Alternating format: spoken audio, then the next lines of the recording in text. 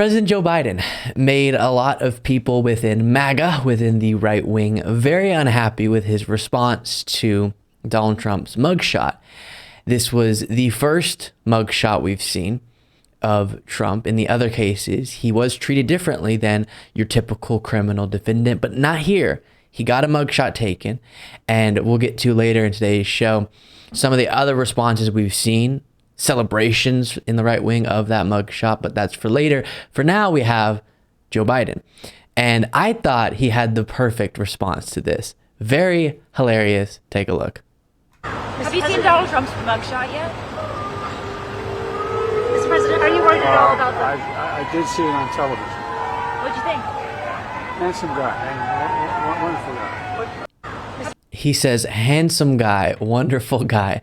Now, of course, he can't actually address the substance. That's not really within his purview. You want to stay away from that if it's your political opponent who's experiencing all these legal troubles. For now, just don't comment too much, which is kind of what he's been doing, which I think is perfect. But there, calling him a handsome guy, because of course he's seen the mugshot, so he can't do the typical response of, I'm not even sure any of the specifics of what's going on with his legal cases because I'm trying to stay out of it. He's seen it. Everyone's seen it. So it has to be something. And I like that a lot. Handsome guy, wonderful guy. Of course, rather sarcastic, but perfect to me. Not perfect to Fox News, as you might be able to imagine. And this was the response to what Biden said there. Is that the president is also using this proactively by selling, the mugs and the T-shirts and all. So this is talking about Trump selling merch, and then you'll see the response to Biden. I mean, do you think the mugshot really shows that there's a two-tiered system of justice? 100%. But the question to the president, the current sitting president, to laugh it off and call him a handsome guy, I think that's it sends a message to the world. Nikki Haley said it in her reaction to the mugshot. She said this is a sad day for America. Nobody should want to see a 77-year-old former American president obviously stand for his mugshot. Jonathan Turley, I think, captured. So the point she's making is one we've heard from many and already addressed, but I'll do it again.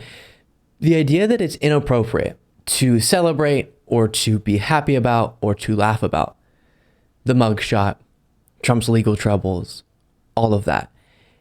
It has to be stipulated that it is sad and horrible that he did the things he did, humiliated our country like he did. And in this case, what he's being criminally charged for is allegedly unlawfully attempting to overthrow our democratic process. Yeah, that's enraging and I guess a sad too, for what it means about the state of our country. But him being held accountable, that's not sad. That is the moment of celebration because we didn't know if that would happen. We already experienced the anger and the sadness and the humiliation as a country of Trump doing the things he did. Now we're getting a little bit of a positive moment because he's being held accountable for it. And everyone feels that way in any other case where they do think accountability is necessary. And that gets to why they're actually upset about his mugshot or the cases. It's not because of all these reasons it's because the former president, you should be sad seeing a mugshot of him just based on the principle, no matter how you feel about the case. No.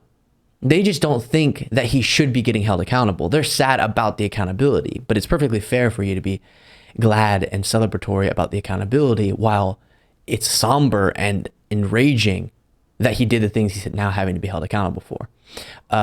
And by the way, Trump, for the first time since 2021, tweeted his mugshot out. And it reminded me of, and this kind of tells a story of the last couple of years, a big part of it, where his last tweets were in relation to him not showing up to the inauguration of Biden. His last tweet was that. And then his most recent tweet, mugshot. He didn't tweet anywhere in between that, as I'm sure you know.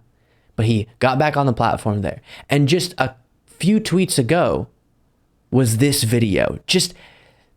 This tells a story of Trump, MAGA, and the scary moment our democracy is currently in, where one of his most recent tweets was this, a couple years later, mugshot. I would like to begin by addressing the heinous attack on the United States Capitol. Like all Americans, I am outraged by the violence, lawlessness, and mayhem. I immediately deployed the National Guard. So, of course, that's not true. But then looking a little bit earlier than that,